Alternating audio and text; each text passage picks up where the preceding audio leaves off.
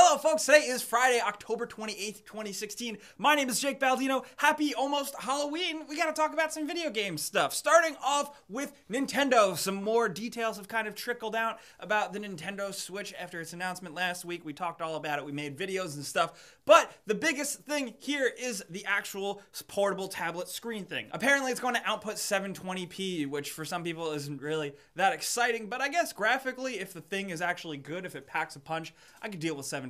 It's a small screen. So that's a thing with the actual portable tablet, but the more interesting news to come out of it is that it is apparently going to be touchscreen, but it's actually going to be full capacitive touch, you know, more like an iPhone, less like a 3DS touchscreen. Which is good, that opens up more opportunities for things, but like I said, I don't really think it needs it. You know, when they first announced it and there was no sign of a touchscreen, I was cool with that because the less this Nintendo console is based on gimmicks, the better. I feel like touchscreens is just another kind of distraction for developers to get caught up on that don't really mean anything. But I think that's how it's gonna go. We're gonna get more and more little leaked details about this thing before they actually give us more information. They announced in January we're getting all the real details apparently. Also, some people really flipped out about this screenshot from the trailer and how, like, yes, of course, clearly the screen is superimposed onto the actual device. Have you guys ever seen an advertisement? Because that's how they all work. Also, briefly, this episode is brought to you guys by Able Gamers. For those of you that don't know, they are a charity that helps out millions and millions of disabled gamers to get them to actually play games. They work with developers to make games more accessible for people with disabilities. They also set up games for people to play who live in hospitals. What you can do, there's a link below. You can go to their website, you can sign up and help them raise money, similar to other sites where you can actually just create and push your own fundraiser to help them out. They're doing a good thing. We wouldn't mention them on the show. We wouldn't take them on as a sponsor if we didn't really like what they're doing. And you know what? They're doing a good thing. But speaking of doing good things, let's talk about No Man's Sky. Apparently, their account was hacked. If you guys missed this, it's all developed very quickly, but first, the No Man's Sky account tweeted, "No Man's Sky was a mistake."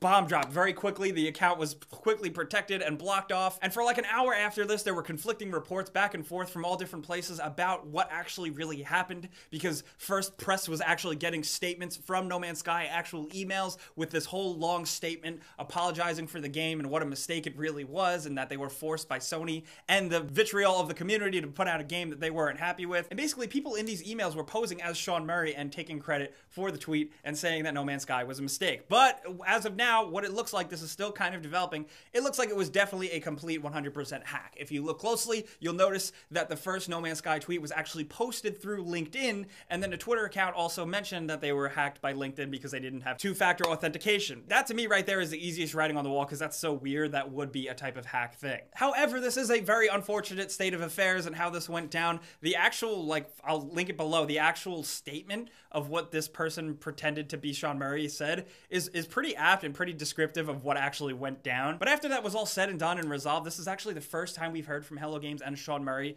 since the game release went down, and that's the first time they spoke up, so I thought that was interesting. Hacking people's accounts is despicable, but at least they got them to say something and chime in that they didn't just cut and run. And finally, hopefully, maybe that's like the last time we're going to talk about No Man's Sky for a while. I know we keep saying that, but maybe this is really, really it. And something that I never thought I was actually going to say, and yeah, I guess clearly it's a slow news week, but I'm still excited about this.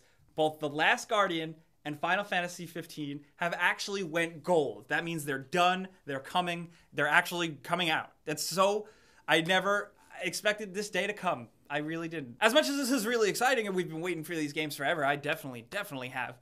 I think this is going to be another example of like those types of games that you wait forever for, and then the expectations are so high that the game never has any chance of ever meeting those expectations. So I guess maybe adjust your hype accordingly. Also, it's worth noting that they announced that Final Fantasy 15 is actually getting a cooperative mode. However, it is paid DLC.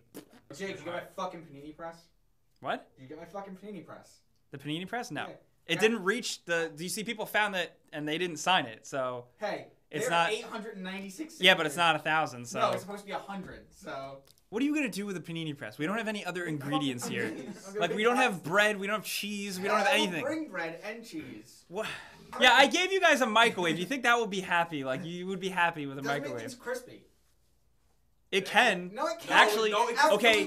And in terms of good news, famous filmmaker Uwe Boll has quit making movies. For those of you that don't know, he is a guy who is basically responsible for making all those bad video game movies like House of the Dead, Alone in the Dark, the Blood Rain movies, a Postal movie. That man who has made so many mistakes and ruining some of our favorite video games is finally stepping down from making movies. He basically blamed it on the industry and everything, but that guy's just kind of a loudmouth asshole. You could make such a cool movie out of Blood Rain.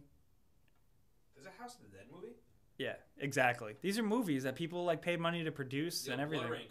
Blood Rain could have been so cool. Vampires and Nazis? During Paris Games Week, we did get a little bit of information for Kingdom Hearts 3 that set people off in an exciting way. We got 2 new screenshots and a pretty good look at a new drive form called Guard Form that basically turns your Keyblade into a shield. Looks pretty dope. The map that Sora's in these screenshots is Mount Olympus, and it looks really cool, and that's basically he's using the Mount Olympus Keyblade to use that Guard Form. And it's pretty exciting, I guess. I'll take every little glimmer of info I can to hopefully see if this game turns out as awesome as people are hyping it to be. But an announcement that interested me a little more because I'm looking to go back and replay these puppies. Kingdom Hearts HD 1.5 and 2.5 Remix are getting a PlayStation 4 release. They're going to be up-res, running 60 frames per second, and it's releasing in the US in March of 2017. I don't get crazy hardcore with the series or anything, but when you break it down and you get past the silly titles, Kingdom Hearts 1 and 2 are solid as hell games. And in a really, really cool story that happened last Friday, but it happened after we recorded the show, so we couldn't cover it, a couple got engaged through Destiny. So yes, people do still play Destiny. And this is really, really cool, especially the way actually Bungie got involved and kind of did the right thing and created an in-game item that is an engagement ring and an in-game emote that is the player's guardian getting down on one knee. It's really, really cool. It was between 2 developers, so we wish them the best, and their screenshots and like all of how it went down. And it's just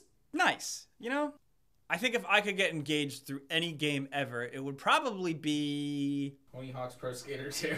or Max Payne 2. And in probably the craziest news this week, at least news that I didn't expect at all, there's been some rumors circulating on some Grand Theft Auto forums by posters that have been correct on things in the past, stating the overall plan Rockstar Games has with Grand Theft Auto 5 Online, basically making GTA Online like this continuous MMO for the next 4 years. Basically what this rumor is that Rockstar is going to continue supporting this game even more with new modes, new characters, new abilities, new maps, all the way up until 2020. And while on one hand that does sound completely insane, if you think about it, their next game next year is going to be Red Dead Redemption, so it's going to be a while until Grand Theft Auto 6, so it makes sense for them to fill in the time with embracing GTA Online. GTA Online has been huge for Rockstar. As much as I don't play it too much, there are people who still play it every day. They pay money. Rockstar has made a ton of money just off of this mode alone. Look at the details here. We already got the biker DLC. There's going to be free roam police missions. There's going to be luxury living where you can buy mansions and pets. Then apparently as paid content in September 2017, you're going to be able to get access to North Yankton and Liberty City. And then apparently after that, in October 2018, there's going to be San Fierro and Las Venturas. Apparently these maps were being worked on back in the day when it was just on PS3 and Xbox 360,